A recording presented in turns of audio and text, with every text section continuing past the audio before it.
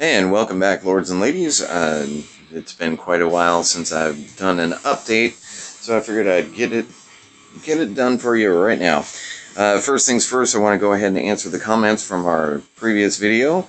Sapphire's Flame asked, do you need to level your prison up with your castle, or can you keep it at level 1? And also, is the altar important, or can I skip building it? Let's see, the prison is not necessary to get your castle to level 25, but I do suggest at least having it at level 1. That way, when you eat a march as a trap, you'll be able to capture the enemy's leader. And that's where the whole fun begins in this game. As far as the altar itself isn't necessarily important, but it gives you the option to execute leaders, which can be fun also. The only downside with it is that in order to even build an altar to level 1 to give you the option to execute, you have to level up your prison to level 17 just to be able to unlock the altar. And also you have to, in order to be able to level up your prison that high, you also have to get your battle hall up that high to level 17 also, and that's going to cost quite a bit of gems. But in the end, the choice is yours on what you want to do. I highly suggest at least being able to capture enemy heroes, and executing them is just like gravy, but that does cost quite a bit more. Also, Tiger XF asked us, what are the most important buildings to level up to 25 first after the castle? First one that I suggest is getting your mines up to level 25, which allows you to get your workshop up to level 25. And the reason you need the workshop up to level 25 is because that's what it takes in order to unlock your third accessory slot, and that is absolutely necessary. That's going to be the first thing that we do once we get to level 25 on this account. Let's see, Andy also asked if I could sing for you. I can, but not tonight. I'm sorry. You will have to wait until the next video, and I will come up with something to sing for y'all. Okay, as you can see, in our last video, I was only castle level 12, so I've grown quite a bit in the past month. And I have unlocked, I've gone through quite a bit of research as well. Unlocked Royal Guards. I'll be working on snipers soon. Right now I'm working on upgrade military because I want to unlock the innate talent in quick swap. That will save a lot of time in the future. And the reason I'm going for these right now instead of continuing on the military tree is because I have to do these eventually, and these actually take significantly less time than the military researches that I've got available. As an example, infantry defense is going to take minimum of 3 days versus the 1 day 6 hours that I have for the other one. Also, really quickly, the reason I had actually pushed, after our last video, I had actually pushed to C15 so I could participate with my guild in Guildfest. This time around, we actually made it to the Expert Gauntlet last time, and this is the top tier of Guildfest. You get 9 total quest attempts. There's up to 24 reward tiers. And the reward tiers are really the important thing that you're shooting for when it comes to Guildfest. When it comes to guild ranking, I would say don't really worry about it too much. As long as you don't fall into the bottom 5, then you don't have to worry about going back a gauntlet. I wanted to go over some of the quests. These are example quests. Some are the ones that are available in the upper gauntlet. Some of these are also available in the lower gauntlets. so I just at least wanted to touch on them real quick. The Healing Wounded Soldiers quests, I mean, they're not really difficult to complete if you have a whole bunch of wounded soldiers. There are ways to do this, but one way or another, it's going to cost you, some speed up, some resources, at the very least, some resources. What you can do is you can send out, if you have somebody who's willing to bounce out of your guild, you could set out a full tile, like on a gathering tile, if you wanted to, and just have somebody hit the tile who's not in your guild, and it'll put all of the troops into your infirmary, and you can heal them that way. Or if you have an issue where you're in battle for whatever reason, then that'll put troops in your hospital also. But generally, we tend to remove this particular quest because it's not something you really want to go for. Using Holy Stars, as well as the Labyrinth Guardian quest, which, there we go. If you have the Holy Stars available, the first ones I would actually suggest doing is the Labyrinth Guardian ones, because in normal mode, it only costs you 100 stars per hit. So, as an example, with this one right here, it gives you 78 points for using 5,000 Holy Stars, but 5,000 Holy Stars is, at minimum, killing 5 monsters in the Labyrinth on normal level. And you'll generally, and it depends on the Labyrinth and on your luck, but you'll generally be able to run into a Guardian generally every 5 to 10 monster kills. Sometimes more if you have really bad luck. I had one time where I think I had to kill off 14 monsters before it finally showed up with the goblin. So that was kind of disheartening. But as an example, you're getting 126 points for running into one Labyrinth Guardian, the goblin, the gem goblin. Or this one gives you 118 points for using 30,000 stars. I guarantee if you go to normal level, to the normal Labyrinth, and use 30,000 stars, you will run into at least 2 Guardians, guaranteed. So for point-wise, for efficiency purposes, in my view, these ones are better than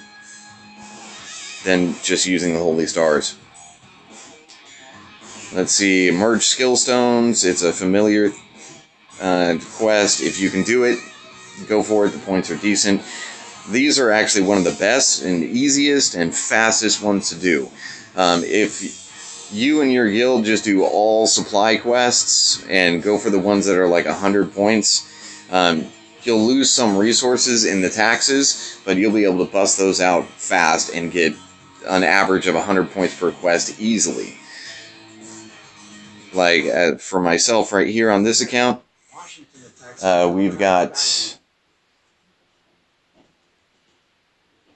let's see, 227, so, music issue. So, 227 with only two quests.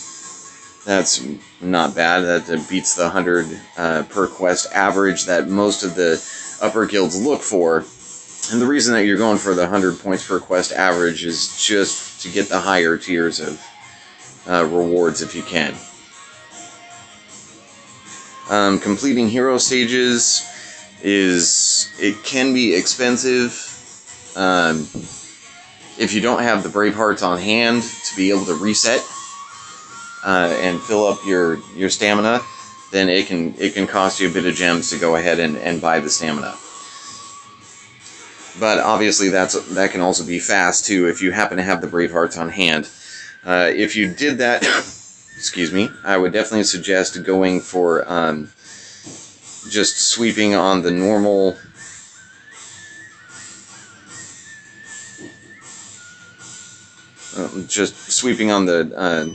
normal stages, because it only costs 6. Under normal circumstances, you would only want to go ahead and sweep on the elite stages because it gives you more XP, it gives you the chance for medals. But if you're just trying to bust out a Guildfest quest and it's a decent point scoring, then go ahead and go for it. The complete Phase 3 Hell events, this particular one is only completing 3 of them in a day and 12 hours, but I'm sure by now everybody knows how difficult Hell events can be, especially as a free player, so I've been routinely avoiding those. One of the best ones to do, in my opinion, or I should say 2 of the best quests to do for Guildfest are the Guild Coins quests, where you get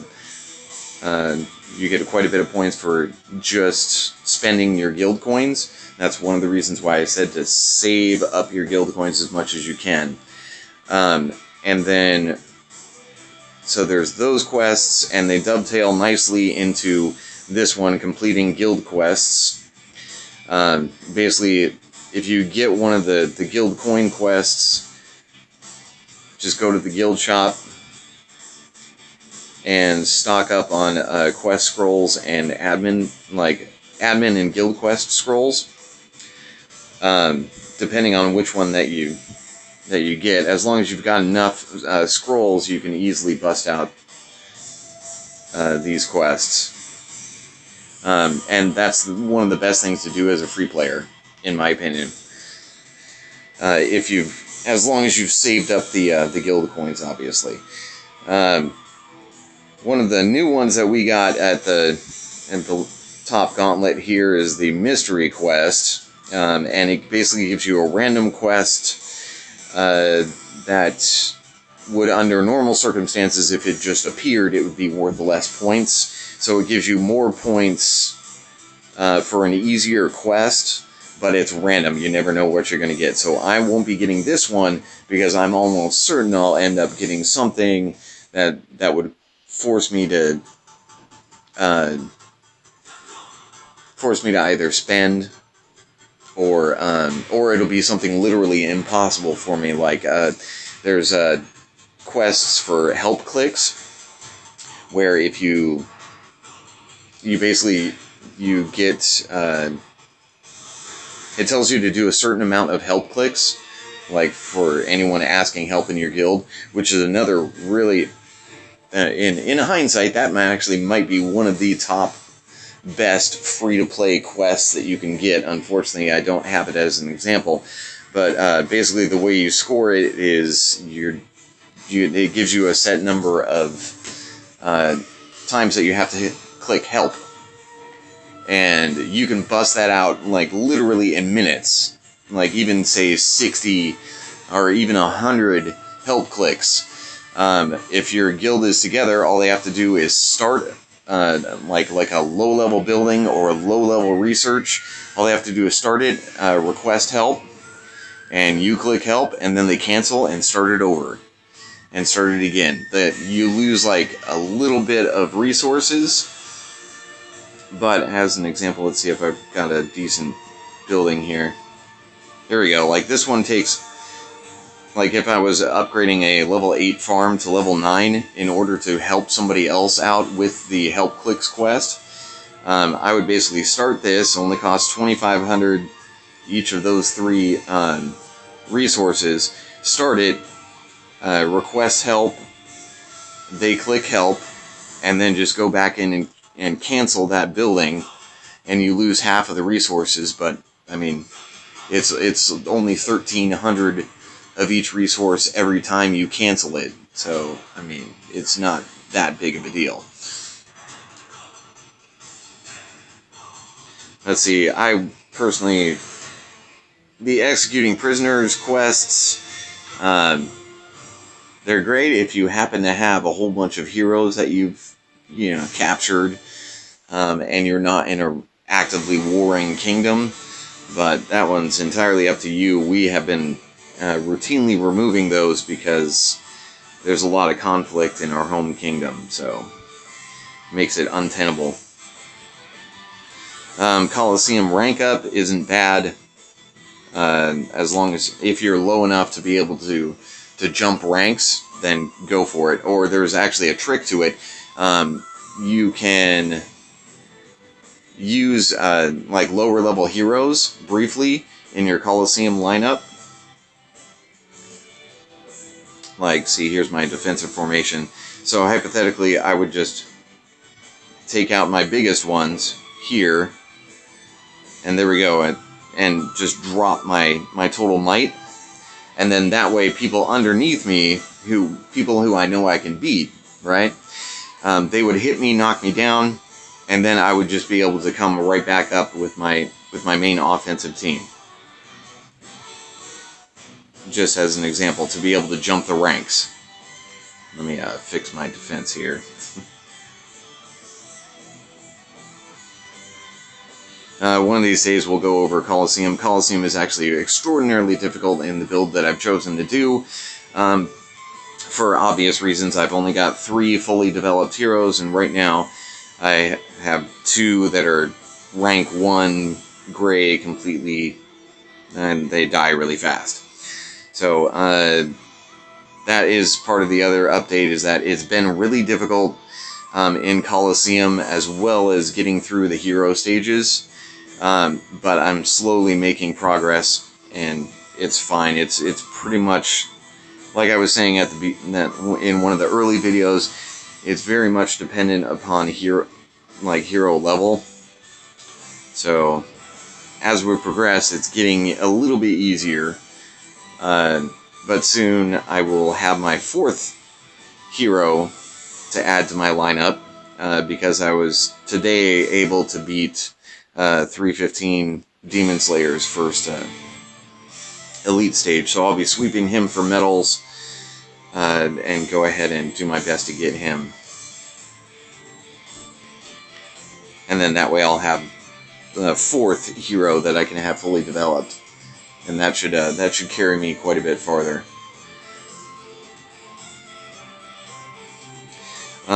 Other good Guildfest quests to do.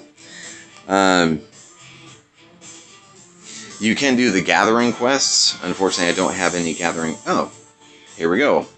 Gathering quest: 5 million stone in 11 hours. You can bust this one out pretty quickly, and it's true for all of the gathering quests. If you do, I highly suggest using a gathering boost. In fact, my last Guildfest quest that I just completed was a gathering quest. Now keep in mind, I'm not in the same kingdom as the rest of my guild, so I cannot do any of the help quests, the quests for help clicks. I cannot do any of the supply quests, and honestly, I can't even do the get essence, the dark essence quest or darkness quests, because I'm separated. So it doesn't allow you to click help cross kingdom.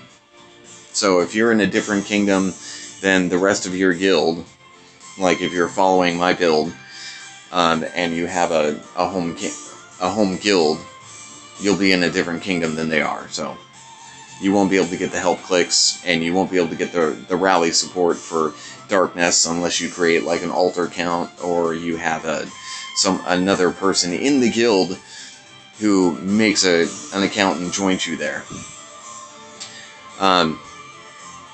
Anyway, that being said, I went ahead and busted out this here gathering 15 million stone, and it was pretty rough. But luckily I was able to complete it. So that actually brought up my average to a little bit over 120 per quest, which is great. So I'm going to go ahead and, I was about to take that admin scroll, or that guild scroll quest, but now I have to wait. But as far as gathering goes, I highly suggest you if you're going to do one of those quests, go ahead and pop a boost. Pop a gathering boost. If you have the gathering gear, unfortunately I can't even wear any gear yet. But if you're going to go for gathering gear, the Nosseros helm, army capacity, travel speed, and resource gathering speed. Lightning guard, resource gathering speed. Electric lance, army capacity, travel speed, and resource gathering speed. So all of your Nosseros gear is excellent for gathering. Even if it's gray like this, I mean, anything helps. And also the Griffin's Talon helps with army capacity, if you're able to use it. And Griffin's Talon is one of the most important pieces in our construction gear set, because it has one of the highest construction speed bonuses. And also, it's one of the easiest pieces to get as a free player, because the items that you get for it, the items that you need for it, the Griffin eggs and the Griffin quills, they drop off the Griffins a lot. So, I'm already halfway to getting mine to purple. As far as other gear, I went ahead and made my full set of gear within the past few weeks. And as you can see, got quite a bit going on. Wanted all 3 of the rings, all 3 of the lunar flutes, and I use all of these for the construction and the research boost. So there's that. One of the things that I had done in the last Guildfest was I had saved up about 1.6 million guild coins. And 2 of the quests that I had gotten one was for 1 million guild coins, spending 1 million guild coins, and the second one was spending 500,000 guild coins. When I did those quests, I went ahead and purchased all rare material chests. So that got me quite a bit to work with as far as materials, which is how I was able to get these items made. Not the Nosseros items, obviously, but the Sentinel rings and the lunar flutes came from the material chests. So going to my backpack, I also have a whole lot of extra material chests and extra chests that I'm still saving up, and I'll open everything in our next video. So, and yes, this is still a completely free-to-play account thus far. I still have not chosen to invest any money in this particular account yet. Let's see, and it's primarily because of how great my guild is with monster hunting. That has helped me immensely. So I just want to throw out a quick thanks to General Baff and all of the folks in F and K, F plus K, because they've helped me out a ton building this account to be able to share with you all.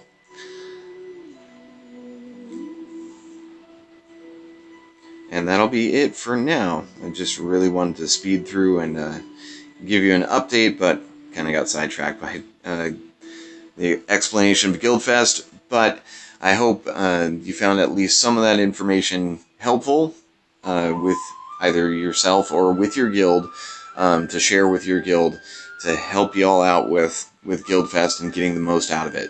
Because those rewards in the tiers, just check them out yourself. They're more than worth the effort to put in to get them.